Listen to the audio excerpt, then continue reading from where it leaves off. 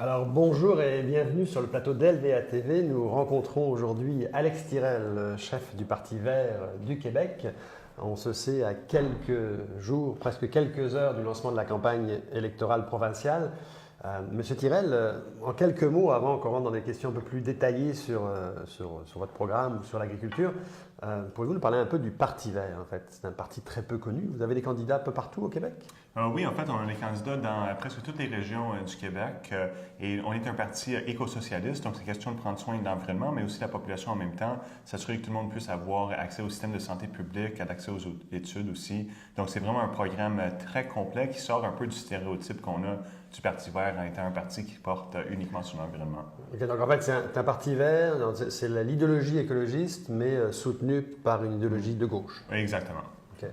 Contrairement à certains partis verts dans le monde qui essaient d'avoir une coalition droite-gauche. Oui, exact. Il y a beaucoup d'autres partis verts dans le monde qui ont plus une approche de la grande tente, donc des gens à gauche, des gens à droite. Nous autres, au Parti du Québec, on a changé ça un peu. Notre approche, c'est vraiment d'être un parti résolument à gauche. Et donc, c'est ça qui nous différencie un peu du reste du mouvement vert. Okay. Est-ce que ça vous nuit dans votre recherche en fait, d'accéder à l'Assemblée nationale, dans le sens qu'il y a des gens de droite qui pensent écologie quand même, mais qui finalement ne vous suivront pas? Ou... Oui, mais je pense que nous autres, notre rôle, c'est de jouer, c'est un parti politique en fait. Et un parti politique doit avoir des positions sur l'environnement, mais sur l'ensemble des enjeux aussi. Là. Donc, nous autres, on croit justement que les Québécois recherchent un changement de gauche là, pour mieux prendre soin de la population, pour avoir des meilleurs systèmes de santé et vraiment pour s'assurer qu'on a un filet social là, pour que si les gens font passer des problèmes financiers ou quoi que ce soit,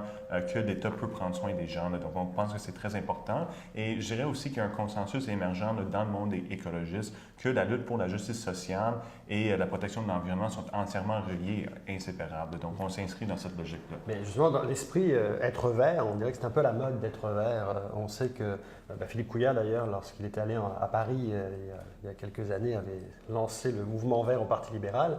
Récemment, on a vu en février dernier, Isabelle Mélenchon fait un programme où elle annonçait en fait un projet de loi pour réduire les pesticides au Québec. Est-ce que finalement, les partis traditionnels deviennent verts eux aussi? Je pense que non, parce que on peut quand même s'attendre face à l'ampleur de la crise climatique et des problèmes environnementaux que le gouvernement pose des gestes progressistes pour arriver à contrer ces problèmes-là. Donc, peu importe c'est qui au pouvoir, le gouvernement va toujours avancer vers plus de protection environnementale. Maintenant, c'est question de à quelle vitesse on veut avancer. Et les libéraux, même si on fait quelque chose, comme par exemple protéger l'île d'Anticosti, ils subventionnent encore les pétrolières à l'auteur de 300 millions par année aujourd'hui. Donc, on n'a pas vraiment un engagement clair du Parti libéral pour lutter contre les changements climatiques et on n'a vraiment aucune indication qu'ils prennent vraiment au sérieux les problèmes environnementaux. Donc, je pense que le Parti vert du Québec a un rôle très important à jouer pour pousser justement plus loin ces enjeux-là. Mais est-ce qu'on a connu une évolution entre le moment, parce qu'on se rappellera, là on a parlé toute l'année du glyphosate, autant au Canada, au Québec, en Europe, à peu près tout le monde a parlé de ça et tout le monde a parlé de son interdiction avec des échéances de 1 à 3 ans, 15 ans selon les pays. D'abord, j'aimerais ça que vous me parliez de votre perception du glyphosate, puis aussi d'une phrase que l'ancien ministre de l'Agriculture, Pierre Paradis, avait dit. Je ne sais pas si vous vous souvenez, il avait prétendu en fait que Monsanto est plus puissante que le gouvernement.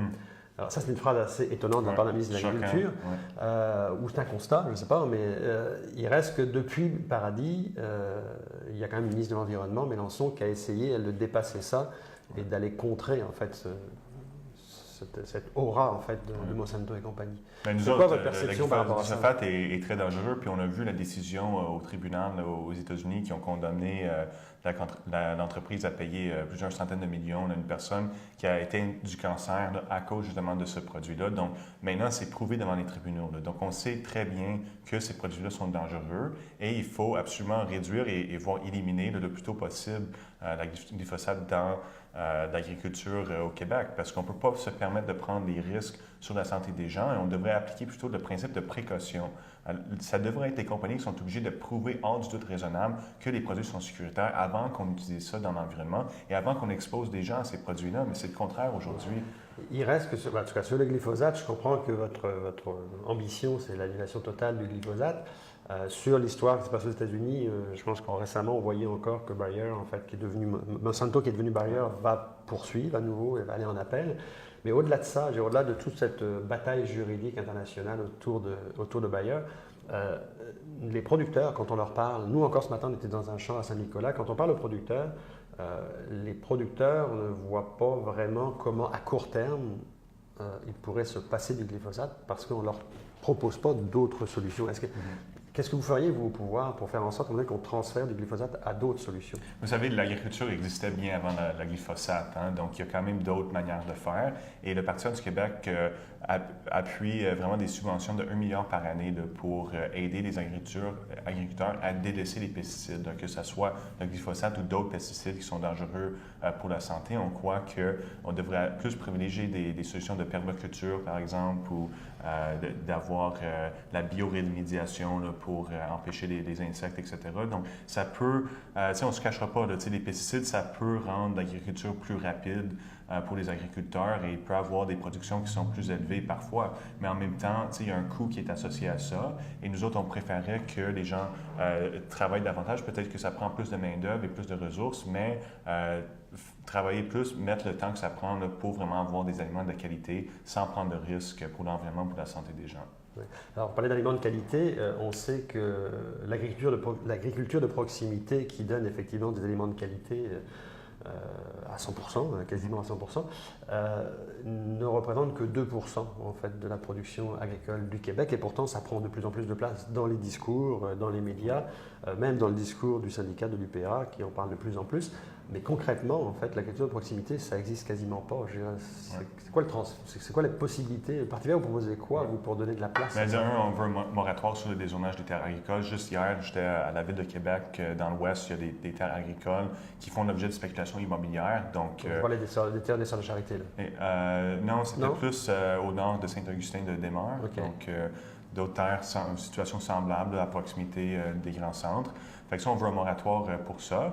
Et on propose aussi un programme de sériculture nationale qui vise à établir des serres dans l'ensemble des quartiers du Québec. Donc, que ce soit urbain ou rural, des serres financées par le gouvernement, alimentées par l'hydroélectricité gratuitement et autogérées par des citoyens locaux qui seraient élus sur des conseils d'administration. Et on pense que ça, c'est une bonne manière de vraiment favoriser l'agriculture locale, aussi de rendre les communautés plus vibrantes, parce que ça peut être un centre de rassemblement pour les communautés. Par exemple, les enfants au primaire et au secondaire peuvent occuper des rôles dans ces institutions-là. Et donc, on arrive à casser l'isolation, à vraiment instruire les gens là, sur l'agriculture et en même temps produire des aliments qui sont de santé à faible coût, à proximité des lieux de consommation. Ce qui serait une manière de faire entrer l'agriculture dès l'éducation, dès le plus jeune âge, dans le système éducatif. Absolument, parce qu'on pense que l'agriculture, tout le monde devrait avoir les connaissances de base dans ces enjeux-là. Ça ne devrait pas être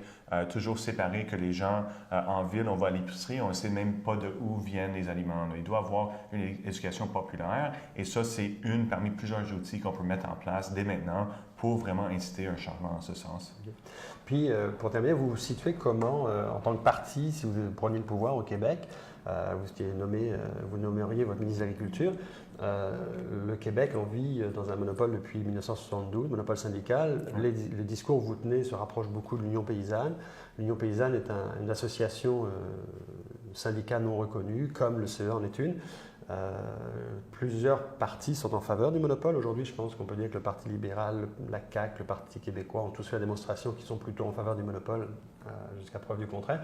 Le seul parti qui s'est manifesté contre le monopole, c'est le Québec solidaire. Le Parti vert, avez-vous une position là-dessus? Oui, on appuie plutôt la pluralité syndicale. Donc, on pense que les gens devraient avoir le choix de choisir leur syndicat agricole. Et comme ça, on peut venir à mieux représenter tous les points de vue différents des agriculteurs. Parce que de mettre tout le monde dans le même syndicat et dire qu'il y a une seule position, mais ça fait front commun, on peut dire, mais en même temps, il peut y avoir d'autres points de vue qui ne sont pas pris en compte là, par l'UPA. Et donc, on pense qu'avoir une diversité de voix, c'est quand même quelque chose d'important qui peut faire avancer l'ensemble des agriculteurs. Mais est-ce que l'UPA, dans le cadre de son monopole, pourrait ouvrir les portes, ce que je pense qu'ils essayent de faire sur le plan marketing depuis quelque temps?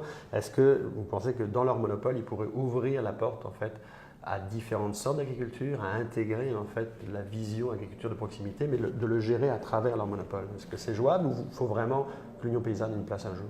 Bien, je pense qu'il y a beaucoup de choses qui peuvent être faites pour moderniser, pour accueillir des points de vue différents, mais nous autres, notre discours en faveur d'une pluralité syndicale vient justement de ce qu'on entend sur le terrain de la part de plusieurs agriculteurs. Donc, si l'UPA serait capable de satisfaire ces gens-là, mais là, on pourrait appuyer le monopole de l'UPA. Mais à l'heure actuelle, il y a quand même une grande section des agriculteurs qui n'appuient pas le monopole syndical. Et donc, aussi longtemps qu'il y a un grand nombre de gens qui sont impliqués dans le domaine, qui s'opposent à la monopole, mais on va être là pour appuyer la pluralité syndicale. Alors, Monsieur Tirel, la campagne commence. Les sujets agricoles, on l'espère, ne manqueront pas parce que ça reste un moteur économique important du Québec. Absolument. Si vous avez quoi que ce soit à nous dire sur l'agriculture au cours des 39 ou 40 prochains jours, on vous attendra en studio. Parfait. Merci. Merci.